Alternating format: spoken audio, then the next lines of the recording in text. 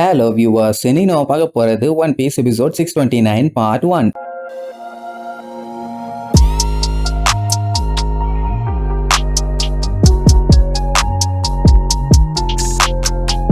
Open பண்ணா news பேப்பர்லாம் என்னைக்கும் இல்லாம இந்த டைம் பயங்கர சேலு அப்படியே பறக்க விடுறாங்க. ஏன்னா நியூஸ் அந்த அளவுக்கு பயங்கரமா இருக்குது. 7 வார்லால இருந்து டோஃப்ளமிங்கோ ரிசைன் பண்ணிட்டான்னு தெரிஞ்சவனையே ட்ரெஸ்ரோசாவோட நிலைமை ரொம்ப மோசம் முடிஞ்சு போச்சுன்னு முடிவே பண்ணிட்டானுங்க. இப்படி ஒவ்வொரு இடத்துலயும் அடுத்தடுத்து பயங்கரமான பதட்டம் தான். அதுலயும் அவங்க கூட டீல் வச்சிருக்கவனுங்க எல்லாம் பதறுவானுங்க. ஏன்னா ஆயுதத்தெல்லாம் நம்பிக்கையா சப்ளை பண்ணது அவன் ஒருத்தன் தான். அதனாலேயே பெரிய கலவரம்லாம் நடக்கும். அவனுக்கு போனை விடாம அடிச்சுக்கிட்டே இருப்பானுங்க. அவனும் சரி மத்தவங்களும் சரி யாரும் எடுக்கிற மாதிரி இல்ல. அவன் மட்டும் ஆயுதத்தை சப்ளை பண்ணலன்னா அந்த வார்ல அவனுக்கு தோத்தே போயிருவானுங்களாமா. அப்ப எந்த அளவுக்கு அவன் எல்லாத்துக்கும் தேவைப்பட்டிருக்கான் பாருங்க. அவன் சின்ன குழந்தையெல்லாம் நின்னு கதறி கதறி ஆளும். அடுத்து ஹாட்டான நியூஸ் லூஃபியும் ட்ரஃபால்கர்லாவும் ஒன்னு சேர்ந்தது. இந்த நியூஸை ஜிம்பையெல்லாம் படிச்சு பார்த்துட்டு அசந்துருவான். குரக்குடையலுக்கும் இந்த மேட்டர் போகும். இப்படி ஒவ்வொரு நியூஸுமே வேற லெவல்ல இருக்கும். இதுல இன்னொரு இன்ட்ரெஸ்டிங்கான மேட்டர் என்னன்னு தெரியுமா? யூஸ்டஸ் கிட், ஹாக்கின்ஸ், அப்பு இவங்க 3 பேருமே கூட்டணி வச்சுக்கிட்ட மேட்டர் வெளியில எப்படி தெரிஞ்சதுன்னா, அந்த அப்சலம்னு சொல்லிட்டு ஒருத்தன் மறைவானே த்ரில்லர் பார்க்ல இருந்தவன் அவன் பார்த்த வேலை தான் இது. இப்ப ஃப்ரீலான்சர் ரிப்போர்ட்டராமா அவன். இப்ப அவங்க மேட்டர் லீக் ஆனதை பத்தி எல்லாம் யூஸ்டஸ் கிட்டுக்கு கவலை இல்ல. ட்ரஃபால்கர்லாவும் லூஃபியை ஒன்னு சேர்ந்திருக்காங்கல்ல,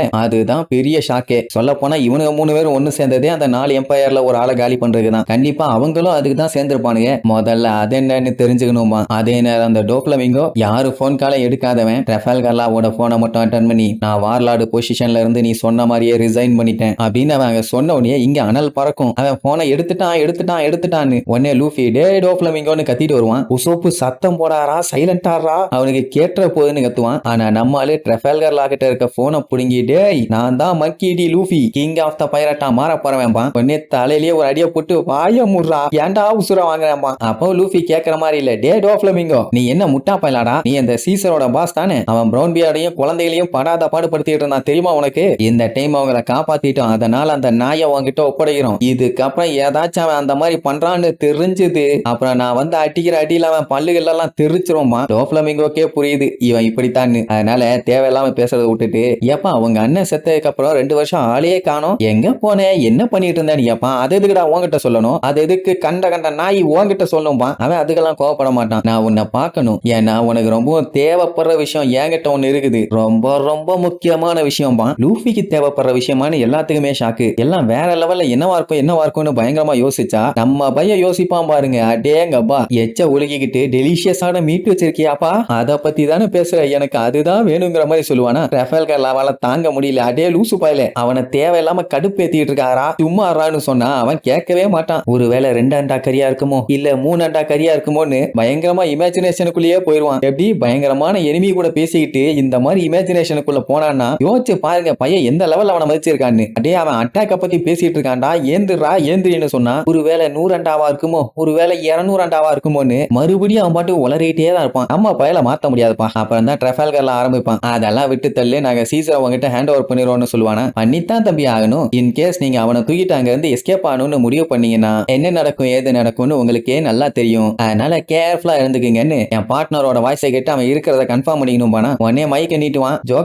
ஜோக்கரே எனக்காண்டி நீ வார்லார்டு போஸ்டிங்ல இருந்தே ரிசைன் பண்ணிட்டியாப்பா, என்ன மன்னிச்சிருப்பான்னு புலம்பி தள்ளுவான். இதெல்லாம் கேட்கும் போதே நல்லா தெரியுது அவன் நல்லபடியா தான் இருக்கான்னு. ட்ரஃபால்கர்லா இப்பத்துல இருந்து 8 மணி நேரம் கணக்கு சொல்லுவான். எங்க மீட் பண்ண போறாங்கன்னா சவுத் ஈஸ்ட் சைடுல இருக்கிற கிரீன் பிட்ல அப்படின்னா அங்கதான் உண்மையிலே கொண்டு போறான் போல. ஆனா அது ட்ரெஸ்ரோசா ஐலாண்டோட சவுத் சைடுல இருக்க ஒரு சின்ன ஐலாண்டு. அங்க சீசரை மத்தியானம் ஒரு 3 மணிக்கு கொண்டு வந்து விட்டுட்டு போயிருவாங்களாமா. போய் வேணா பிக்கப் பண்ணிக்க, இதோட எல்லாத்தையும் முடிச்சுக்கலாங்கிற மாதிரி சொல்லுவான். உடனே என்னப்பா இப்படி விட்டுட்டு போறாங்கிறீங்க, உங்க கூட உட்கார்ந்து நான் ட்ரிங்க் பண்ணணும்னு ஆசையா இருக்கேன், அப்படியெல்லாம் நீங்க போக கூடாதுமானா. உடனே இடையில லூஃபி வந்து டேன்னு ஆரம்பிப்பான். உடனே ட்ரஃபால்கர்லாம் போனை வச்சிருவான். இங்க நம்மளால திருந்தல, அட பாவிக்கலாம் அவன் எவ்வளவு கறி தரான்னு சொல்றதுக்குள்ளேயே போனை வச்சிட்டீங்களேடான்னு கண்ணில கரியோட வெறியோட வெயிட் பண்ணுவான். லூஃபி தான் அப்படி பண்றான்னா சஞ்சய் அதுக்கு மேல திடீர்னு நம்ம எத்தனை பேர் போறோம்னு அவன்கிட்ட சொல்லவே இல்லையாமா. எத்தனை பேர் போறோமாவா, என்னடா சொல்ல வரேன்னு கேட்டா அவன் ஒருவேளை அவனோட மொத்த குரூவுமே கூப்பிட்டு வந்தானா என்ன பண்றது, நமக்கு சங்குதானேம்பா. ஆல்ரெடி வீதியில இருந்த உசோப்பும் சாப்பரும் பயங்கரமா நடுங்க ஆரம்பிச்சிருவாங்க, ஏன்டா அப்படி ஏத்தி விட்டுட்டு இருக்கேன்னு. ஆனா ட்ரஃபால்கர்லாக்கு அதெல்லாம் பஞ்சாயத்தே கிடையாது. எத்தனை பேர் வந்தாலும் கவலையே இல்லை. ஏன்னா சீசரை கொண்டு போய் குடுக்குறோம்னு சொல்றதும் ஒரு பார்ட் ஆஃப் த பிளான் தான். அதாவது அவங்களை அலையோட போறான். இவங்களோட மெயின் பர்பஸே அந்த ஸ்மைலுங்கிற ஒரு ஃபேக்டரி இருக்குதுல்ல, அதை அழிக்கணும். ஆனா அதுலயும் ஒரு பஞ்சாயத்து என்னன்னா அது எங்க இருக்கு என்னன்னு சொல்லி யாருக்குமே தெரியாது. பிராங்கி என்ன சொல்லுவான்னா ஃபேக்டரினாலே நல்லா பெருசா தானே இருக்கும், அதனால ஈஸியா கண்டுபிடிச்சிடலாம், நீ எங்கேயாச்சும் மிஸ் பண்ணிருப்ப, நம்ம போனாலே தெரிஞ்சிரும், அதை நான் என்னோட லேசர் பீமை யூஸ் பண்ணியே தரமாட்டமாக்கிடுறேன்பா. அவ்வளோ பெரிய ஃபேக்டரியை நம்ம ட்ரஃபல்கர் லாவால என்ன கண்டுபிடிக்க முடியாமையா இருக்கும்? அவனுக்கு எல்லா விஷயமுமே நல்லா தெரியும். அந்த ஃபேக்டரியை தவிர யாருக்குமே தெரியலனா கண்டிப்பா அது ரொம்ப ரொம்ப முக்கியமான ஒரு விஷயமா தான் இருக்கும். அதனால தான் பயங்கர சீக்கிரட்டா வச்சிருக்கானுங்க. கொஞ்சம் தேடி கண்டுபிடிக்கிறது கஷ்டம் தாங்கிற மாதிரி பேசிட்டு இருப்பாங்க. இதுல இவனுங்க வேற இடையில பூந்து நீங்க கிரீன் பிட் நான் சொன்னீங்க,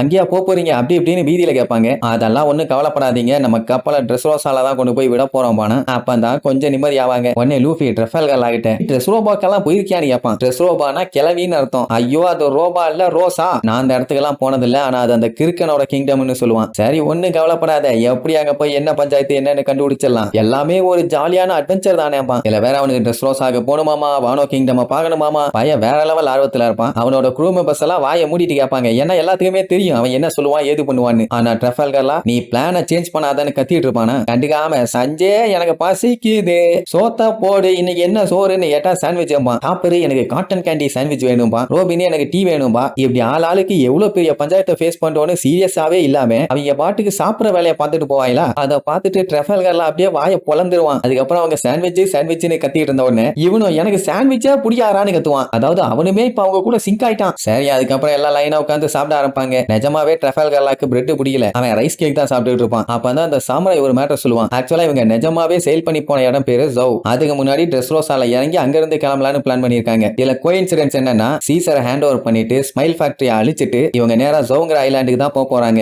அப்படியானு சாமுராய்க்கு பயங்கரமான ஷாக்கு. அங்க ஏன் போறானா இவனோட க்ரூ மெம்பர்ஸ் எல்லாருமே அங்கதான் இருக்காங்க அப்படின்னா நாங்களும் உங்க கூடவே டிராவல் பண்ணி வந்துடுறோம். உடனே லூஃபி இருந்துட்டு வாங்க வாங்க அதெல்லாம் முடிச்சுட்டு நம்ம அப்படியே வானோ கிங்டம்க்கு போலாம்பா. ட்ரஃபல்கர்லாம் ஐயோ பிளான மாத்தாரான்னு புலம்பி தள்ளுவான். உடனே அந்த சாமுராய் அதுக்குள்ளேயே ரொம்ப ரொம்ப தேங்க்யூ, உங்க ஹெல்ப் நாங்க என்னைக்குமே மறக்க மாட்டோம் வாங்க. இதுக்கு மேல என்ன சொல்றது, ட்ரஃபல்கர்ல ஒரு பிளான போட்டா நம்மால வேற ஒரு பிளான போடுறான், அவனுக்கு கடுப்பா இருக்கும். ஆக்சுவலா மொத்தம் 4 பேரு ஒன்னா சேர்ந்து ஜோக்கு போகணும்னு பிளான் பண்ணாங்க. ஆனா இவங்களோட கப்பல் டேமேஜ் ஆனதுனால 2 சாமுராய் மொமோனோசுகே இவங்க 3 பேரும் ட்ரெஸ்ரோசாவை வந்து அடைஞ்சாங்க. அங்க போனவனே டோஃப்ளமிங்கோவும் அவன் ஆளுகளும் விரட்ட ஆரம்பிச்ச உடனே அங்க இருந்து தப்பிக்கிறதுக்காக தெரியாத ஒரு கப்பல்ல ஏறிட்டாங்க. அதுதான் அந்த குழந்தைகளை கடத்திட்டு போனாங்களே அந்த கப்பல். அதுவும் மொமோனோசுகே மட்டும் தான் அதுல ஏறி இருப்பான். கரெக்டா அந்த கப்பல் பங்காசாடுக்கு போய் அங்க மாட்டிட்டான். இந்த மேட்டர் தெரிஞ்சவனையே மொமோனோசுகேவோட அப்பா கின்னு காஞ்சிரோங்கிற இவங்க கூட இருந்த இன்னொரு சாமுராயும் அவனை காப்பாத்த போகலான்னு கிளம்பும் போதுதான் டோஃப்ளமிங்கோட ஆளுங்க வந்துட்டானுங்க. உடனே காஞ்சிரோ நான் அவங்களை கவர் பண்ணிக்கிறேன், நீ போய் உன் பையனை காப்பாத்துன்னு சொல்லி அவனை மட்டும் ஒரு படகுல வச்சு அனுப்பி விட்டுட்டான். அதனால எங்களையும் கூட்டு போங்க, எப்படியாச்சும் அவனை நாங்க காப்பாத்தணும்னு சொல்லி கதறி கதறி அழுவான். ஐயோ காஞ்சிரோன்னு நம்மளால அழுன்னு அழுது தள்ளுவானுங்க. லூஃபி உடனே அவனையும் நம்ம காப்பாத்துவோம்னு கத்துவான். ட்ரஃபல்கர்லாக்கு விரியாவும் அடே நம்ம வேலையை மறந்துடாதான்னு. ஆனா நம்மளால அத்தனை பேரும்